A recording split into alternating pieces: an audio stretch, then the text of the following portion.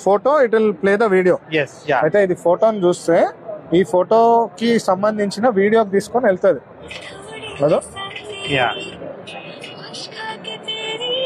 అంటే లింక్ చేసుకోవాలి wedding photographers తీసేటప్పుడే. So the photographers or videographers వెళ్తే ఆ photo. So any photo if I scan with that app it will take me to a video.